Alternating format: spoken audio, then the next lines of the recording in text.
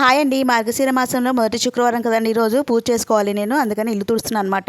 ఇల్లు తుడిచే నీటిలో కాస్త దొడ్డు ఉప్పు పచ్చిపాలు అనేది వేసి లిక్విడ్ వేసి ఇల్లు తుడుస్తున్నాను. ఇంట్లో ఉన్న నెగిటివ్ ఎనర్జీ అంతా కూడా పోతుంది. పసుపు వల్ల ఇల్లు శుద్ధి చేసినట్టుగా ఉంటుందని చెప్పేసి ఇంకా అమ్మవారి గుళ్ళో నుంచి తెచ్చుకున్న పసుపుని అయితే మొహానికి పెట్టుకున్నాను. ఈరోజు శుక్రవారం కాబట్టి ఇక స్నానం చేసేసిన తర్వాత ఇంకా పూజ గదిలోకి వెళ్ళి పూజనైతే అయితే స్టార్ట్ చేయాలన్నమాట అండి. రావి ఆకుపై అమ్మవారికి ఈరోజు దీపాన్ని వెలిగిస్తున్నాను అనమాట అండి. సాక్షాత్తు శ్రీ మహావిష్ణుమూర్తి కదండి రావి ఆకు అంటే, రావి చెట్టు. సో అందుకని చెప్పేసి ఒక ఆకు అనేది తీసుకొచ్చుకొని ఇంకా అమ్మవారికి ఎంతో ఇష్టమైన ఉప్పు దీపం అనమాట.